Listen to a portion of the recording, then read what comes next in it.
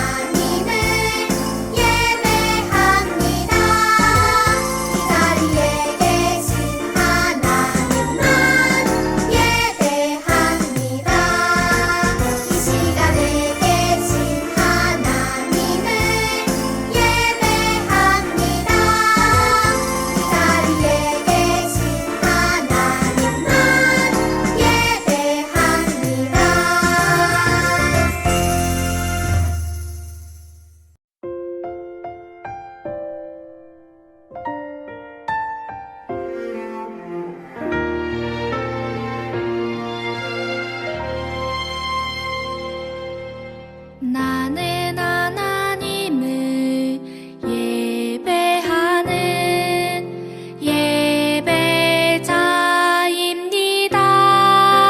예배자입니다. 내가 서 있는 곳 어디서나 하나님을 예배합니다. 내 영혼 거룩한 은혜를 내 마음 완전한 하나님 향하여 이곳에서 바로 이 시간 하나님을 예배합니다.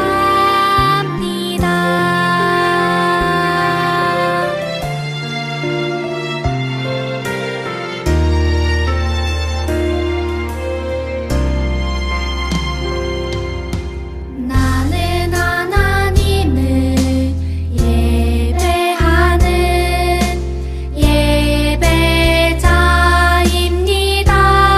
예배자입니다. 내가 서 있는 곳 어디서나 하나님을 예배합니다. 내 영혼 거룩한 은혜를 향하여 내 마음 완전한 하나님 향하여 이곳에서 바로 이 시간 하나님을 예배합니다.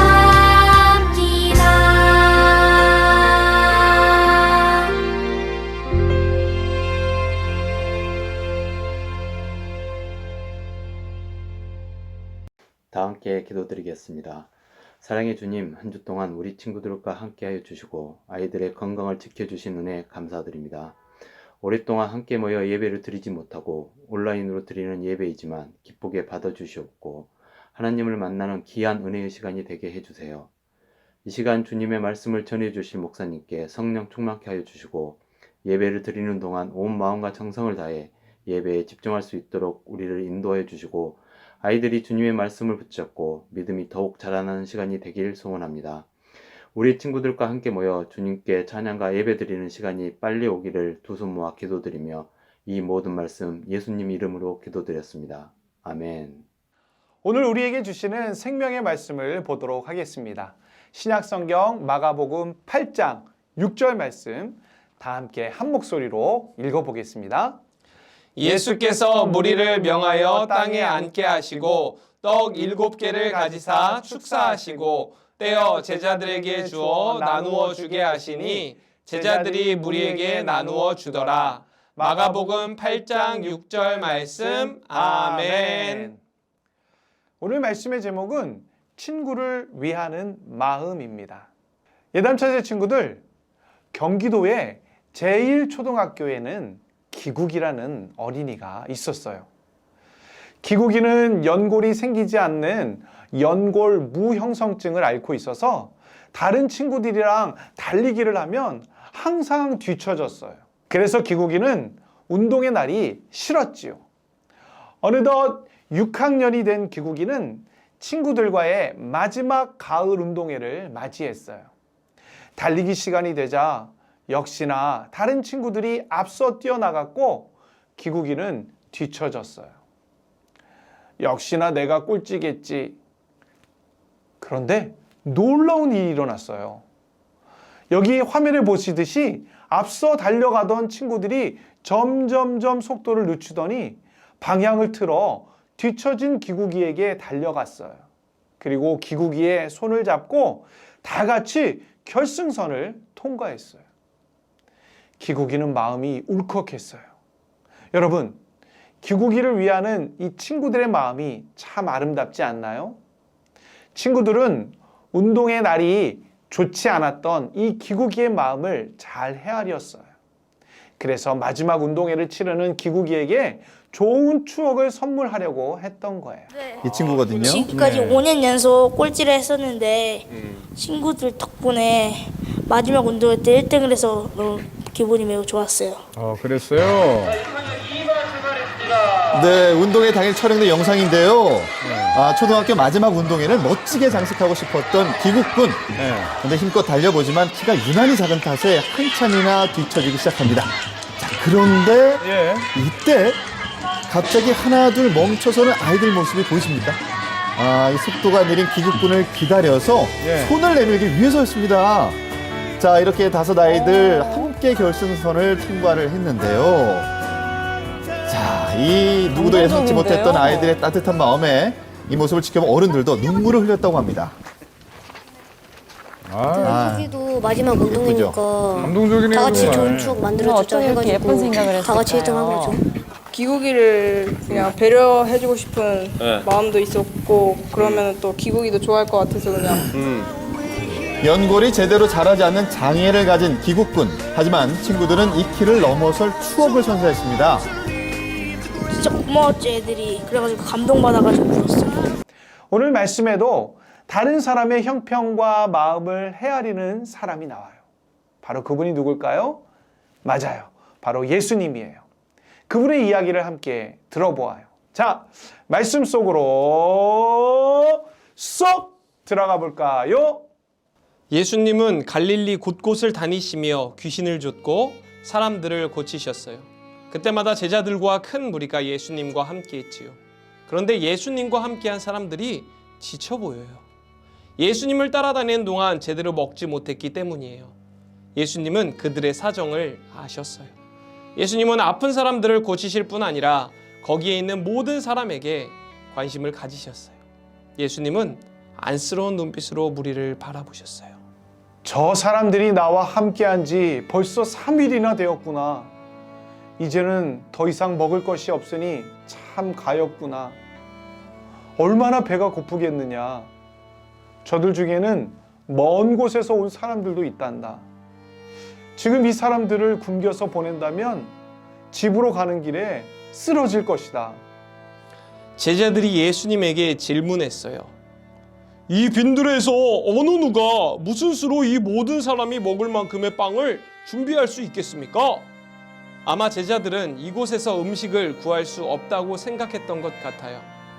예수님은 제자들의 질문에 대답하시는 대신 제자들에게 떡이 몇 개나 있는지 물으셨어요. 사람들에게 먹일 것이 필요한데 너희에게는 떡이 몇 개나 있느냐? 떡 7개가 있습니다. 예수님은 사람들이 땅에 앉도록 하신 후 떡 7개를 들어 감사 기도를 하셨어요. 그리고 제자들에게 떡을 떼어주시며 사람들에게 나누어 주라고 말씀하셨어요. 또 예수님은 생선 2마리를 축복하시고 사람들에게 나누어 주도록 하셨어요. 예수님이 사람들에게 나누어 주신 음식은 그 자리에 있던 4,000명이 모두 배불리 먹고도 7광주리가 남을 만큼 풍족했어요. 오랜만에 배불리 먹은 사람들은 행복했어요. 그런데 예수님은 어떻게 사람들의 배고픔을 아셨을까요? 예수님은 하나님이시면서 동시에 사람이시기 때문이에요. 사람이신 예수님은 다른 사람들처럼 잠도 자야 하고 음식도 먹어야 하고 쉼도 필요하셨어요. 사람들의 아픔과 고통을 직접 경험하셨지요. 사람에게 필요한 것을 누구보다도 잘 아시는 예수님은 배고픈 무리를 가엾이 여기고 도와주셨어요. 이렇게 누군가를 가엾게 여기고 도움을 주는 것을 가리키는 단어가 있어요. 바로 긍휼이에요. 긍휼은 다른 사람의 상황을 이해하고 공감하는 거예요.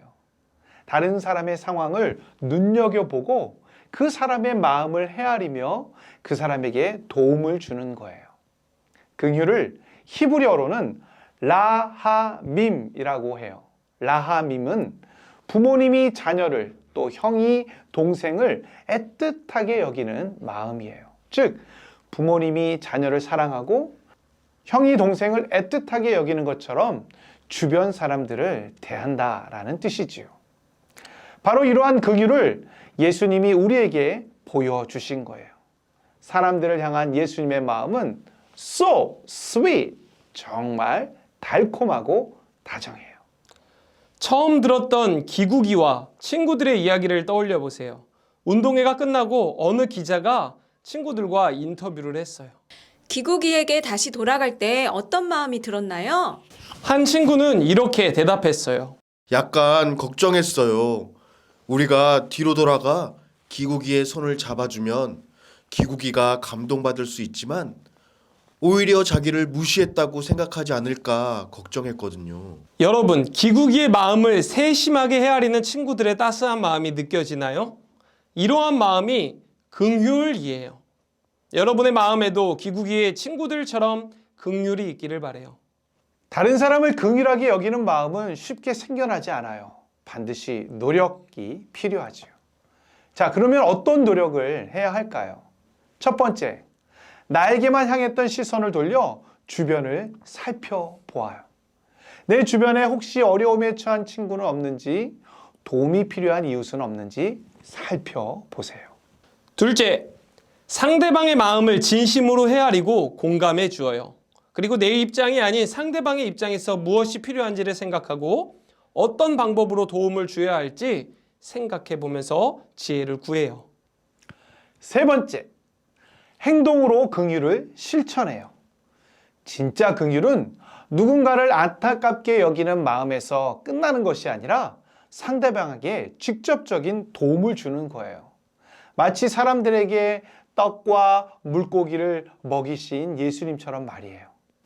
예수님은 제자인 우리가 긍휼을 실천하기를 원하세요. 우리의 삶 속에서 긍휼한 마음을 품고 긍휼을 실천하는 예담 차세대 예수님의 제자가 되기를 소망합니다. 다 함께 기도하겠습니다. 우리에게 긍휼을 베풀어 주시는 하나님 아버지, 이 세상에는 아직도 예수님의 긍휼을 필요로 하는 사람들로 넘쳐납니다. 예수님께서 우리에게 긍휼을 베풀어 주셨던 것처럼 우리도 이웃에게 예수님의 긍휼을 전하게 해주세요. 우리의 눈을 돌려 주변을 살펴보고 도움이 필요한 친구들의 마음을 진심으로 헤아리고 공감해주고 긍휼을 실천하는 예담 차세대 친구들이 다 되게 해주세요. 예수님의 이름으로 기도합니다. 아멘. 11월 7일 바이블 올림피아드 시간입니다. 모션을 따라하면서 말씀을 암송해요. 말씀 전파 짠짠짠. 나는 너희에게 이르노니 형제에게 노하는 자마다 심판을 받게 되고 형제를 대하여 라가라 하는 자는 공회에 잡혀가게 되고 미련한 놈이라 하는 자는 지옥불에 들어가게 되리라. 마태복음 5장 22절 말씀. 아멘. 11월 7일 오늘의 광고. 친구들, 오늘부터 교회에서 현장 예배가 시작됩니다.